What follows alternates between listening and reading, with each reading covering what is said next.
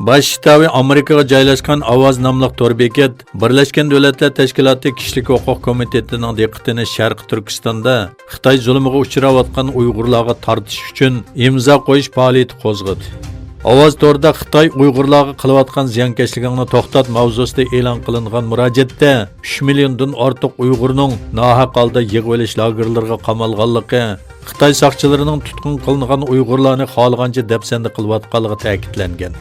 Murojaatnomada yana Uyg'ur balalarning ota-onalaridan ayrilib, balalar lagerga qamalganligi ta'kidlanib, bularning hammasi insoniyatga qarshi jinoyatdir. Birlashgan Davlatlar Tashkiloti va boshqa siyosiy yo'llarning bu masalaga aralashishini talab qilamiz deyilgan.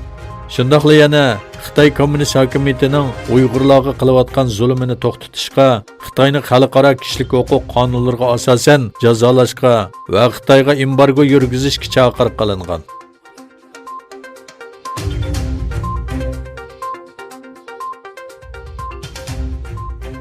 Xitoyda o'tirg'i chiqqan yangi tipli koronavirusi Yevropa va O'rta Sharqda tez sur'atda tarqalmoqda.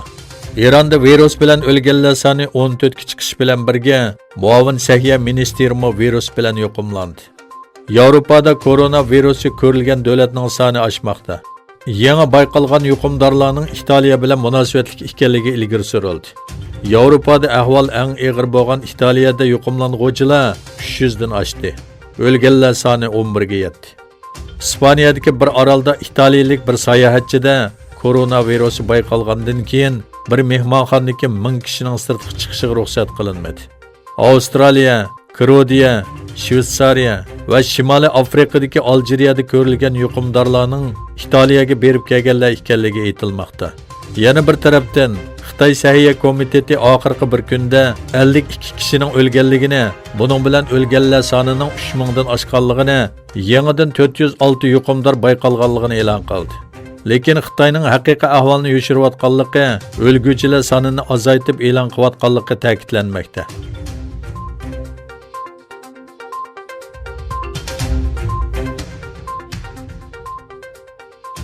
Amerika Yezigilik Ministerligi birinchi bosqichlik iqtisod va savdo kelishimiga asosan Xitoy tarafining bergan va'dalarini ishga oshirishga boshlaganligini bildirdi. Amerika Yezigilik Ministerligi birinchi bosqichlik kelishimga asosan Xitoyning Amerikadan import qilinadigan uy hayvonlari, hayvon yemi va ko'ktat qatorliqlarni o'z ichiga olgan dehqonchilik mahsulotlariga qo'yilgan cheklamalarni bekor qilishga boshlaganligini e'lon qildi. Ministerlik e'lon qilgan bayonotda Xitoyning Amerikadan import qilingan oshliq mahsulotlariga qo'yilgan o'ch elish xarakterlik tammojni bejini tuvalatganligi bildirildi. Amerika prezidenti Donald Trump bilan Xitoy muavin ministri Liu He 15 yanvar Oqsaroyda birinchi bosqichlik savdo kelishimiga imzo qo'ygan edi.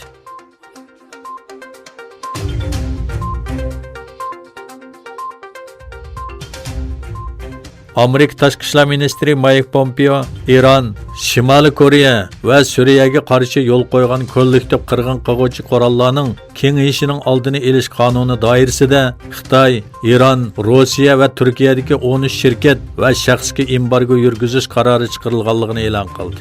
Pompeo Amerika tarafidan Xitoy, Rossiya va Iroq qatorliq 13 davlatga shirkat va shaxslarga yadro qurollarning kengayishining oldini olish kelishimiga xilof holda Eronning boshqariladigan bomba tadqiqotiga yordam qilganligi sababli embargo yurgizishga boshladi dedi. Bu shirkat va shaxslarga Amerikaga kirish cheklamasi va savdo cheklamasi qo'yilganligi bildirildi.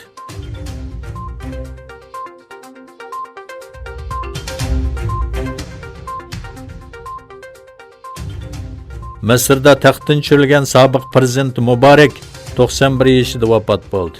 1981 yildan 2011 yilgacha 30 yil Misrni qattiq qo'lliq bilan boshqargan Muborak 2011 yili portlagan va Arab bahori deb nom berilgan namoyishlarda taxtdan tushirilgan edi. Muborak vazifasidan ib tashlangandan keyin ikki o'g'li bilan qo'lga ilingan va sotlangan. Muddatsiz qamoq jazosi berilgan Muborak 6 yil turmada yotgandan keyin 2017 yili martda qo'yib berilgan. Misr Muborak davrida harbiy chiqimni hadab kuchaytgan, lekin ishsizlik, nomrodlik va chiriklik avjiga chiqqan.